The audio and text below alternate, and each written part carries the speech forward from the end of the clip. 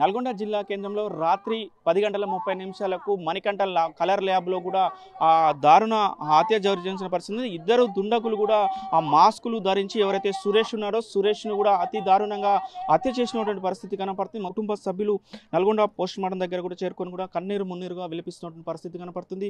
కూడా ఆ విలపిస్తున్నటువంటి పరిస్థితి కనపడుతుంది. మొత్తం కూడా సురేష్ చాలా మంచి వ్యక్తి అని కూడా చెప్తున్నారు. సురేష్కు ఎలాంటి గొడవలు లేవు, అయినా కూడా ఎందుకు సురేష్ను హత్య చేయాల్సి వచ్చిందన్న కోణాలు కూడా ఆ పోలీసులు దర్యాప్తు చేస్తున్న పరిస్థితి కనపడుతుంది. రాత్రి మాత్రము ఆ 10:30 ప్రాంతంలో షాప్ బంద్ చేసుకుని ఇంటికి వెళ్దాం అనుకున్న క్రమంలో కూడా ఈ ఘటన చోటు చేసుకోవడంతో ఒక్కసారిగా నల్గొండ పట్టణం ఉలికిపడినటువంటి పరిస్థితి కనపడుతుంది. మొత్తం కూడా ఫోటోగ్రాఫర్ అసోసియేషన్స్ మొత్తం కూడా ఏదైతే ఉలికిపడ్డారు మొత్తం కూడా దీనికి సంబంధించి పోస్ట్ మార్టం దగ్గరకు వచ్చి వాళ్ళందరూ కూడా వెయిట్ చేస్తుంది. మరి కాసేపట్లో కూడా సురేష్ బాడీకి పోస్ట్ మార్టం నిర్వహించిన పరిస్థితి. మొత్తం కూడా దీనికి సంబంధించి భార్య ప్రస్తుతం 11కి నాకు యాక్సిడెంట్ అయిందని చెప్పారు. వచ్చిన తర్వాత తెలిసింది. మీరు ఎక్కడ ఉంటారు? నెక్రెక్కల్ మాది. ఈ మధ్యన మీతోటి సురేష్ ఏమన్నా నాకు గొడవలు ఉన్నాయి ఏమైనా సమాచారం చెప్పారా? లేదండి, ఏం చెప్పలేదు. అట్లా ఎవరు మాకు పగలేదు, ఏం చెప్పలేదు. ఎవరి మీద అనుమానం ఉందా? లేదండి.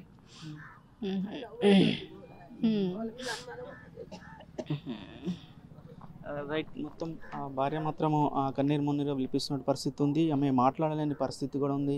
చెప్పమ్మా, సురేష్కి ఏమవుతామ్మా? పెద్దమ్మ ఏం జరిగిందో మేము అక్కడ ఉంటాం అయ్యా, కట్టకూర అవతల. మేము వీళ్ళు నెగరకల్ కాడ ఉంటారు. ఎట్లా ఉండే సురేష్ మీతో పాటు? ఎట్లా మంచిగానే ఉండేది, మంచిగానే మాట్లాడేది, మంచిగానే చేసేది. కడుపు సలాగా ఉందా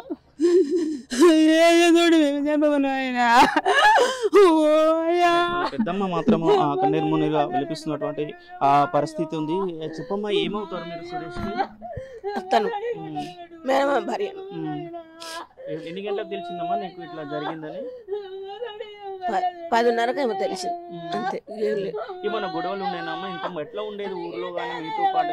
నైనా మాతో మంచిగా ఉండేది.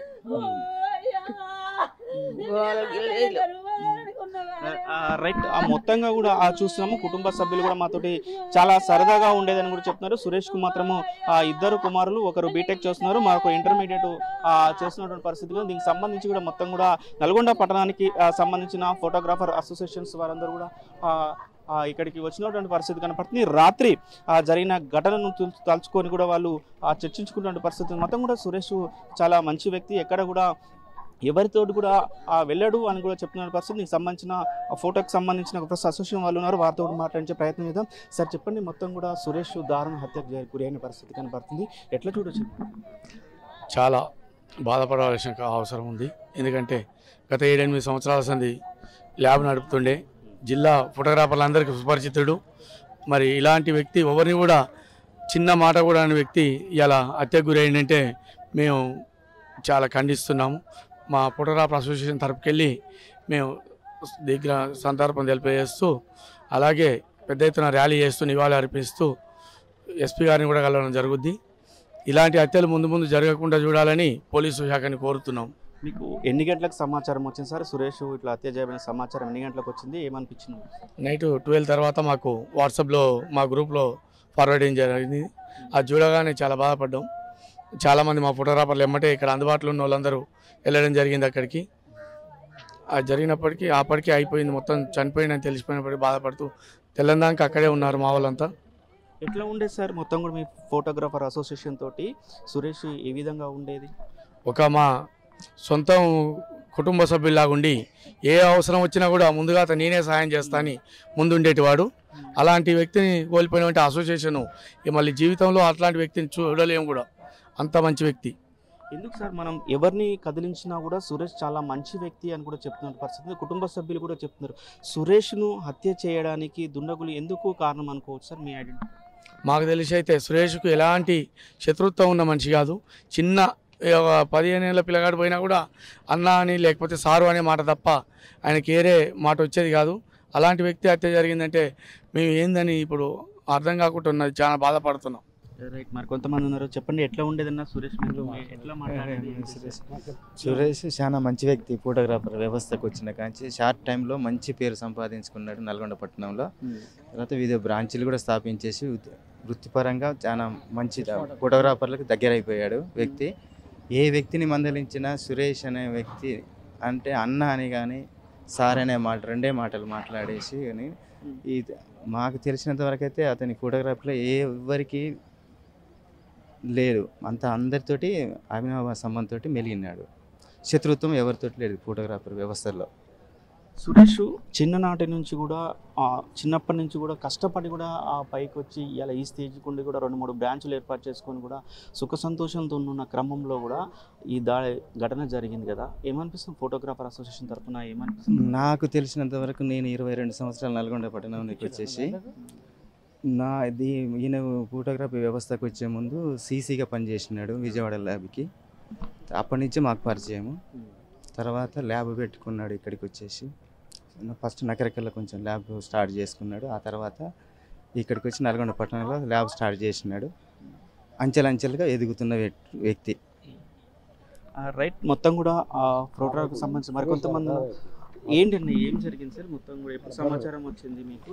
నాకు ఉదయం పొద్దున 6 గంటలకు వేరే మా గోపకృష్ణ ప్రింటింగ్ ప్రెస్లో పనిచేస్తాడు మిత్రుడు ఫోన్ చేసి, అన్న ఇట్లా నరేష్ ఇట్లా అయ్యింది, సురేష్ ఇట్లా అయ్యింది, మీకు తెలుసా అన్న అంటే, నాకేం తెలియదు తమ్మి అంటే, వాట్సాప్లో వచ్చింది చూడన్న అని చెప్పేసి చెప్పిండు. అప్పుడు నేను మా కుటుంబ సభ్యులకు వాళ్ళకి ఇలా ఫోన్ చేశారు. అప్పటికే గ్రూప్లో వచ్చేసింది. మా గదపాడి బ్రదర్స్ గ్రూప్ అని ఉంటుంది మా విలేజ్కి సంబంధించి. ఆ గ్రూప్లో చూసి ఇమీడియట్లీ ఇక్కడికి వచ్చారకే ఆల్రెడీ అయ్యిందండి. సురేష్ ఆ గ్రామంలో కానీ అదేవిధంగా బంధువుల మధ్యన కానీ ఎట్లా ఉండేది? ఇతనికి ఇంతకుముందు గతంలో ఏమన్నా గొడవలు లాంటివి ఏమైనా ఉండేనా? సురేష్ ఎప్పుడు కూడా మా గ్రామంలో లేడు. ఎందుకంటే మా బాబాయ్ 85లోనే నగరకల్కి వెళ్ళిపోయి తను అక్కడ సెటిల్ అయ్యి అక్కడే బతికిండు. దాదాపు మా విలేజ్లో కొద్దిమందికి మాత్రమే పరిచయం సురేష్. ఈ మధ్య కాలంలో ఒక 3-4 సంవత్సరాల సంది మా రిలేషన్లో కలుస్తున్నాడు. ఒక 2 months క్రితమే మా చిన్నమ్మ చనిపోతే కూడా మేము బ్రదర్స్ అందరం కూడా పోయి అదంతా చూసుకొని చేసినాము. ఎక్కడ కూడా తను ఎవరిని నొప్పించే వ్యక్తి కాదు. చాలా సౌమ్యుడు, నిమ్మలంగా ఉండేటోడు. మరి ఇట్లాంటి దారుణమైన పరిస్థితి వస్తుందని అయితే మేము ఊహించలేదు. ఎందుకంటే మాకు ఉన్న సమాచారం కూడా ఏ ఫోటోగ్రాఫర్ని అడిగినా ఎవరిని అడిగినా ఆయన ఎవరితో గొడవ పెట్టుకునే వ్యక్తి కాదు. చాలా నిమ్మలంగా మాట్లాడేటోడు.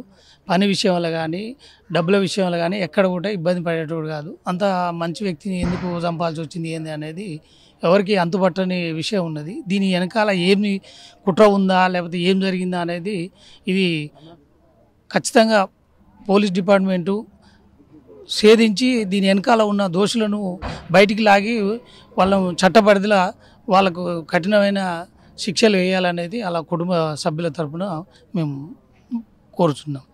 రైట్, మొత్తం కూడా వాళ్ళకు సంబంధించిన సురేష్కి సంబంధించిన ఆ బాబాయ్ కూడా మాట్లాడుతున్న పరిస్థితి ఉంది. సురేష్ చాలా మంచి వ్యక్తి, ప్రతి ఒక్కరితో కూడా కలిపిగా మాట్లాడుతున్నటువంటి ప్రతి ఒక్కరిని కూడా మర్యాద కూడా మాట్లాడుతూ మందలిస్తున్న వ్యక్తి. ఈరోజు హఠాత్ మరణం ఏదైతే దుండగుల దాడిలో కూడా చనిపోవడం చాలా బాధాకరం అని కూడా చెప్తున్న పరిస్థితి. ఏది ఏమైనా కూడా ఎవరు చేశారో ఎలా చేశారో అది మీద పోలీసులు మొత్తం దీని మీద పూర్తిగా లోతుగా విశ్లేషణ జరిపి న్యాయం కుటుంబ సభ్యులకు న్యాయం చేయాలని కూడా కోరుతున్నటువంటి పరిస్థితి కనబడుతుంది. మొత్తం నల్గొండ ప్రభుత్వ ఆసుపత్రిలో ఒకసారి చూస్తున్నాం మనం. నల్గొండ ప్రభుత్వ ఆసుపత్రి మొత్తం కూడా ఆ కుటుంబ సభ్యులతో కూడా విలపిస్తున్నటువంటి పరిస్థితి అంటున్నారు. మాకు ఎలాంటి ఎవరితో కూడా శత్రుత్వం లేదు, ఎవరితో కూడా పగలు లేవు, అయినా కూడా ఎందుకు మా మీద మా భర్తను ఈ విధంగా హత్య చేశారని కూడా సురేష్ భార్య కూడా కన్నీరు మున్నీరుగా విలపిస్తున్న పరిస్థితి ఉంది. మొత్తం కూడా సురేష్ నల్గొండ, నకరకల్, మిర్యాలగూడ ప్రాంతాల్లో కూడా ఈ కలర్ ల్యాబ్కి సంబంధించిన బ్రాంచ్లు కూడా ఏర్పాటు చేసుకున్నారు. ఏర్పాటు చేసుకొని జీవిస్తున్న క్రమంలో కూడా సురేష్ చిన్నప్పటి నుంచి కూడా చాలా సీసీ నుంచి కూడా పైకి వచ్చిన వ్యక్తి. విజయవాడలో ఉన్నటువంటి కలర్ ల్యాబ్లో కూడా అందులో వర్కర్గా పనిచేసుకుంటూ వచ్చి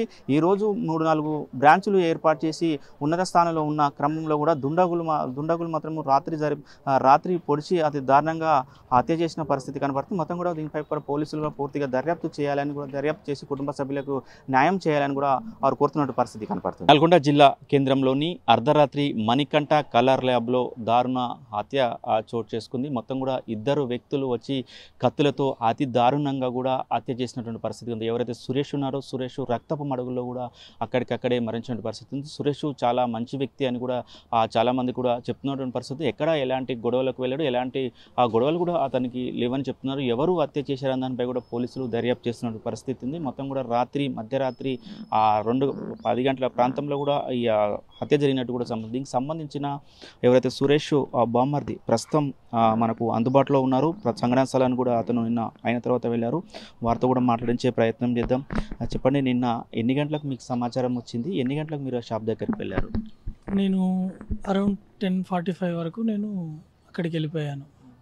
అప్పటికి వాళ్ళ వర్కర్స్ చూసి కన్ఫర్మ్ చేసుకొని చెప్పారు మాకు. ఈ సంఘటన 10:25 to 10:35 మధ్యలో జరిగింది. మీరు వెళ్ళేటప్పుడు అక్కడ సిచ్యువేషన్ ఏ విధంగా ఉందండి? సిచ్యువేషన్ ఆల్రెడీ చనిపోయి ఉన్నాడు, రక్తపు మడుగులో ఉన్నాడు. అప్పటికి అయిపోయింది. బట్ వీళ్ళు ఎవరికి ఇన్ఫర్మేషన్ ఇవ్వాలో తెలియక సతమతంలో ఆ వర్కర్స్ ఉండడం గమనించాను నేను. చనిపోవడం అయితే జరిగింది. పోలీసులు 10-15 మినిట్స్లో వాళ్ళకు మ్యాటర్ తెలియగానే వచ్చేసారు. మీరు అక్కడికి వెళ్ళారు కదా, అక్కడ సిచ్యువేషన్ మొత్తం కూడా హత్య జరిగిన ప్రదేశం కూడా పరిశీలించారు. అంటే తోపులాట ఏమన్నా తోపులాట జరిగింది. ఆయన వాళ్ళని అడ్డుకోవడానికి, వాళ్ళ నుండి తప్పించుకోవడానికి, వాళ్ళ నుండి కాపాడుకోవడానికి చాలా ప్రయత్నం చేశాడు. బట్ ఆ ప్రయత్నంలో విఫలం జరిగింది. ఒక వ్యక్తి గట్టిగా పట్టుకోవడం, ఇంకో వ్యక్తి మన దాడి చేయడం జరిగింది. అలా జరగడం వల్ల అతను వాళ్ళ దగ్గర నుంచి తప్పించుకోలేకపోయాడు. సురేష్ చాలా మంచి వ్యక్తి, చాలా అందరితో కూడా మంచిగా మాట్లాడుతున్నాడు. ఎందుకు ఏమైనా కక్షలు ఉన్నాయా? పాత కక్షలు ఏమైనా ఉన్నాయా? ఆయనకు కక్షలు ఉన్నాయి. నా చిన్నప్పటి నుంచి ఆయన వ్యక్తిత్వాన్ని చూస్తున్నాను నేను. ఆయనని చాలా టైంలో నేను ఇన్స్పైర్గా తీసుకున్నాను. ఆయన ఒక భక్తి పరంగా కానీ, ఒక మనుషులతోటి మాట్లాడే విధానం కానీ, ఒకరికి రెస్పెక్ట్ ఇచ్చే విధానం కానీ, ఇలాంటి విధానం ఏ ఒక్కటి తక్కువ చేయడు ఆయన. ఒక దగ్గర మనకు పోయినా ఏం లేదు, గొడవ జరగొద్దనో లేకుంటే ఇబ్బంది కలగొద్దనో వదిలేసి వచ్చే అలాంటి వ్యక్తిత్వం ఉన్న మనిషి అతను. సార్, ఇంత మంచి వ్యక్తి ఇలా మీరు చెప్తున్నప్పుడు కూడా అర్థమవుతుంది ఎందుకు ఇతన్ని హత్య చేయాల్సింది అనుకో. క్రిమినల్ మోటివేటే అర్థం కావట్లేదు. వ్యక్తులు ఎవరని తెలిసినా గిట వీళ్ళు పలానా దానికి వచ్చి చేశారు అనే ఒకటి తెలుసుకుందామని అనుకున్నా గిట ఆ వ్యక్తులు ఐడెంటిటీ అయితందుకు ఛాన్స్ లేకుండా అయిపోయింది. మొత్తం పగడబందీ gloves with mask with monkey caps పగడబందీగా రావడం జరిగింది. లోపలికి ఎంటర్ అవ్వడంతో బయట ఉన్న సీసీ ఫుటేజ్ వైడ్స్ అన్నీ రిమూవ్ చేయడం జరిగింది. లోపలికి వచ్చాక సంఘటన జరిగాక అందులో ఉన్న కొన్ని మానిటర్స్, కొన్ని సిస్టమ్ ఐటమ్స్ తీసుకెళ్ళడం జరిగింది.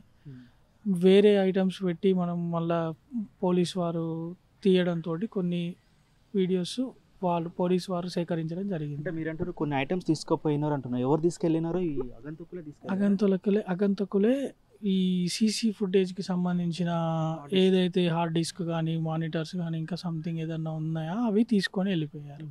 వాళ్ళ పోలీసు వాళ్ళు ఎవరైతే క్రిమినల్ ఉన్నో వాళ్ళు తీసుకెళ్లారు. అంతే. మళ్ళీ మీకు సమాచారం ఎట్లా మరి? ఇప్పుడు క్లూస్ టీమ్ ఏమన్నా ఆధారాలు సేకరిస్తుందా? క్లూస్ టీము వచ్చారు, డాగ్ స్క్వాడ్ వచ్చారు. డాగ్ స్క్వాడ్ వచ్చింది. మన పట్టణంలోని రైల్వే స్టేషన్ వరకు వెళ్ళి అక్కడి వరకు స్టాప్ కావడం జరిగింది. క్లూస్ టీమ్ వచ్చారు, క్లూస్ తీసుకున్నారు. ఫారెన్సిక్ వాళ్ళు వచ్చారు, ఫారెన్సిక్ తీసుకున్నారు. ఇప్పటి వరకు అయితే పోలీస్ వారి నుంచి ఎలాంటి ఇన్ఫర్మేషన్ అయితే లేదు. ఫర్దర్గా ఆఫ్టర్నూన్ వరకు చెప్పే మార్నింగ్ నేనే అసలు ఇది ఫస్ట్ ఇన్సిడెంట్ కానించి నేనే కంప్లైంట్ రాయడం కానీ, ఇవ్వడం కానీ, పోలీసు వారికి జరిగిందంతా చెప్పడం కానీ చేశాను. వాళ్ళు పేపర్కు కానీ, మీడియాకు కానీ రిలీజ్ చేసిన న్యూస్ కూడా నేను రాసిచ్చిన దాన్నే రిలీజ్ చేశారు. బట్ ఇప్పటివరకు అయితే నేను మళ్ళీ ఒకసారి ఎంక్వైరీ చేయడంతో ఇంకా తెలవలేదు అని ఒకటి తెలిసింది. మా బావగారి యొక్క ఫోన్ అన్లాక్ కాకపోవడం ఒకటి. వాళ్ళకు అన్లాక్ అయితే ఏదన్నా ఇన్ఫర్మేషన్ దొరికే ఛాన్సెస్ ఉన్నాయని ఇక్కడికి వచ్చి ఫోన్ గిట్ట అన్లాక్ చేయడం జరిగింది ఫింగర్ తోటి. అది అన్లాక్ కాలేదు. తర్వాత చెప్తాము అని అన్నారు పోలీసు వారు. అంతే.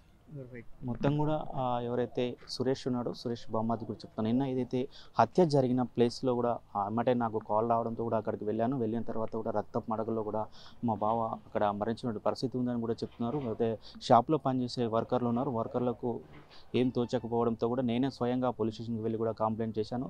ఆ పోలీసులు వచ్చారు, క్లూస్ టీమ్స్ వచ్చారు, మొత్తం కూడా చేశారు. ఎవరైతే దుండగులు ఉన్నారో వాళ్ళు చాలా జాగ్రత్తగా రెక్కిగా నిర్వహించే ఈ హత్య జరిగినట్టు కూడా ఆధారాలు కనపడుతున్న పరిస్థితి కనపడితే వాళ్ళు చాలా రోజుల నుంచి కూడా రెక్కి నిర్వహిస్తున్నట్టు కూడా ఆ పరిస్థితి మాత్రం అక్కడ ఆనవాళ్ళు చూస్తున్నటువంటి పరిస్థితి ఉంది. వాళ్ళు రావడమే బయట ఉన్న సీసీ కెమెరాల ఆ వైర్లను కూడా కట్ చేసి లోపలికి వెళ్ళి లోపల ఉన్నటువంటి ఎవరైతే సురేష్ ఉన్నాడో సురేష్తో కూడా మాట్లాడుతూ మా దగ్గర ఒక పెన్ డ్రైవ్ ఉన్నది, మాకు ఆ డిజైన్ కావాలి అని చెప్పిన క్రమంలో నడుస్తున్న క్రమంలో కూడా ఒకసారిగా అతనిపై దాడి చేశారు. దాడి చేసిన క్రమంలో తప్పించుకోబోయాడు. మొత్తం కూడా సురేష్ మొత్తం కూడా వాళ్ళతో కూడా తప్పించుకునే క్రమంలో కూడా ఇద్దరు వ్యక్తులు ఉన్నారు కాబట్టి వాళ్ళొకరు మాత్రము సురేష్ని గట్టిగా పట్టుకోవడం, మరొకరు మాత్రము విచక్షణ రహితంగా మొత్తం కూడా 16 నుంచి 17 పోట్లు పొడిచి కూడా అతి కిరాతకంగా కూడా హత్య చేసినటువంటి పరిస్థితి ఉంది. పోలీసులు సంఘటన స్థలానికి చేరుకొని కూడా మొత్తం దాని ఫార్మాలిటీస్ పూర్తి చేశారు. పోస్ట్ మార్టం నల్గొండ ప్రభుత్వ ఆసుపత్రికి పోస్ట్ మార్టం నిమిత్తం తరలించినటువంటి పరిస్థితి ఉంది. మొత్తం కూడా మధ్యాహ్నం వరకు ఒక క్లారిటీ వచ్చే అవకాశం ఉందని కూడా చెప్తాను. దీంట్లో ముఖ్యంగా కూడా ఎవరైతే దుండగులు ఉన్నారో వాళ్ళు ఎవరైతే సురేష్ను హత్య చేసిన తర్వాత కూడా దానికి సంబంధించిన సీసీ కెమెరాలకు సంబంధించిన